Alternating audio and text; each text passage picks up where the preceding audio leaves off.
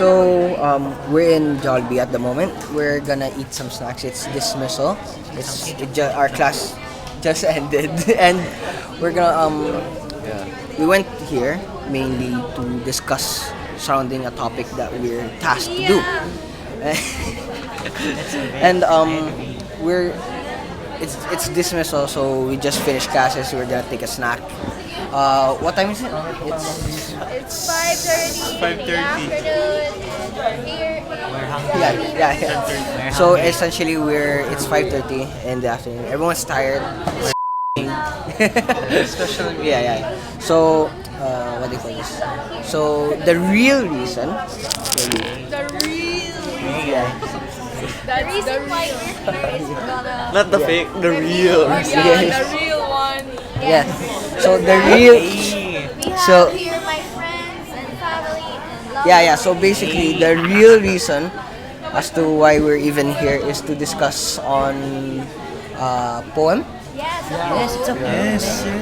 Holy God. Okay. So we're gonna discuss about a poem. It's made by this dude. Who's it? The poet. What's his name again? What's the title? Actually, we forgot. Yeah. Later. We don't I'll emphasize on that more. secret thing you will know later. Yes. No. Comment down. Go. So basically, we're gonna talk about later, and I'll put much more emphasis on what the poem is. So yeah.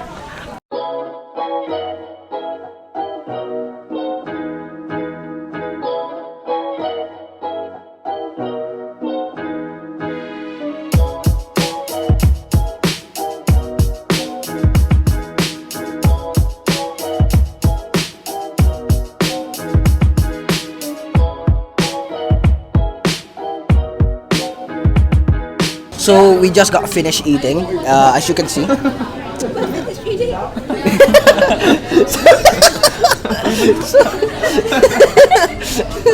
So yeah, we just finished eating, and we're on our way to my place, or at least me. I'm gonna discuss what we think of the poem that we got.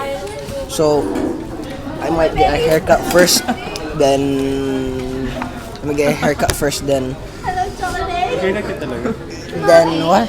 Mag-haircut ka talaga. Yeah, I might get a haircut. So I might get a haircut, then do this section of the vlog where we express our criticism. So here, what are you gonna do?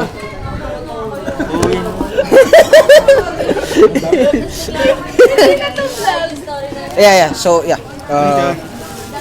we're gonna chill and let's meet.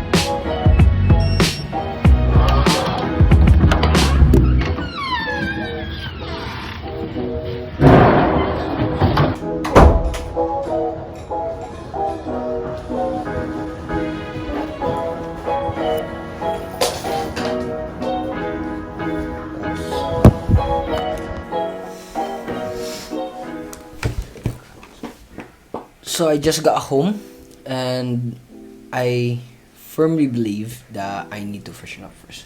So, just a second thought. I'll be discussing concerning the topic that we stated a while ago while eating, going at Jollibee. Yeah, exactly. So, after freshening up, so I just got finished showering. Nothing beats a fresh bath, honestly. So, as per stated a while ago, when we were eating, went to Jollibee and things like that, we're gonna discuss a poem per se, and it's The Lucky Plaza by Roma. It's like, let me show you. The story can be found in our literature book. It is on page here. This The Lucky Plaza by Dinah, Roma. So basically, the story is about OFW, a foreign worker who is in Singapore. That's why it starts off with a common scene, dramatized as a common scene in the famous Lucky Plaza in Singapore. It's looked like this. So it's where Filipino immigrant workers or migrant workers usually congregate on weekends, And the speaker in the poem, the person who is like you hear, or the person speaking in the poem itself, is the author, Dinah Roma, or Dinah. I butchered that name. And the line that expresses the author's attitude in the poem toward the place is specifically quoting her is and I remember her through the day's leisure, my veiled urgency to leave the spot where we found each other. Meaning, Lucky Plaza is the place for leisure. It's like where you rest and things like that.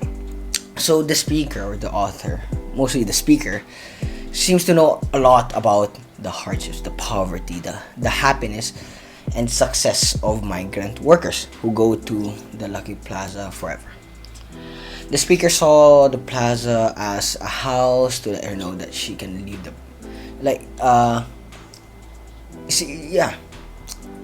she saw it the speaker saw the plaza as a house that is open to all to come and stay, so anyone can come and go. From the line, you can see this in the line, to reach her from the end of my table, to let her know that she can leave the bowl behind her cool indifference. So very philosophical per se. In a lot of aspects of life of the migrant workers are patient, the way they feel, the way they work. They also have a big heart. They can handle a lot of different situations, whether it's good or bad, for sake of the people they work for, the reason why they work in the first place, the loved ones, for example. From this can be seen in the phrase, that light which refuses to surrender. So we utilize three theories. So we applied to this poem. There are structuralism, Marxism, and feminism. First of all, structuralism. It applies because this poem relates and connects it to reality. The story of the poem revolves around the real-life struggles of an overseas foreign worker in Singapore on OFW. The OFW in the poem having a hard time to enjoy because of difficulties in working. She no longer has time for herself. She devotes all of her time and all of herself for her work. So basically everything, put everything into just working and work. Back then in Singapore, there have been challenges under the field of labor. The negative effects of these challenges hit the workers heaviest. Another problem is that workers do not get the right rewards for all their efforts. Not that if you work hard, it doesn't necessarily mean that you have big salary. So in the poem, The Lucky Plaza, it's situated in Singapore, where it's a real place, the Lucky Plaza. So it's where workers come to rest. All the expressions of anxiety, exhaustion, the melancholy, are all instilled into the place. It was considered as a magical place. It felt amazing, mind-boggling to be there. It's great. And then the next would be Marxism. It could be also applied, since the reason for that is it deals with social inequality, the difference in classes. Migrant laborers in Singapore don't receive migrant laborers in Singapore don't necessarily receive the same treatment as local laborers or people who work there in the first place. And those in power take advantage of uh, of migrant workers by leaving them to be situated in this atmosphere where they're exhausted, overworked, lonely, exhausted, things like that. What makes this worse is the fact that laborers do not even get the rewards that they deserve. That's a sad truth about the past situation of foreign laborers.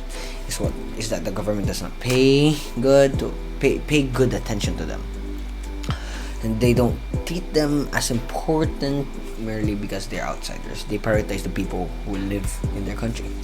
They consider these workers to be aliens who don't belong to their country because they prioritize the locals. Another theory would be feminism. The main character in the poem, which is the speaker, was describing a female worker, a female migrant worker. This highlights the fact that even in this era, women are still the most challenged or oppressed or most troubled workforce, and the impact of the societal issues on their feelings, their lives hits heavier because they are more emotional, they have more EQ than men. However, as shown in the progression of the poem, they still remain steadfast in spite of all these trials, hardships they may come across. The problems they face serve only as their boost of strength. That is the unsung power of women. They can go through anything. So this poem doesn't just talk about foreign workers not only in Singapore but also in other parts of the world. The story of female labor, to be specific, is how they face their problems. Every line of the poem is a sign, is an expression. There was tremendous depth in every word, which shows the intensity of the labor struggles and how they do things. This poem serves as an expression of the challenge for workers from the past and also of today. It serves an expression of the challenges that foreign workers face. It serves as a permanent mark that will tell the world about what happened before, and it's supposed to be heard, it's supposed to be told, and people should know about the hard lives, not only the hardships that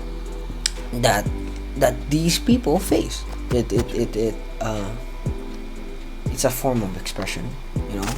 It lets us know that this is happening and they need help.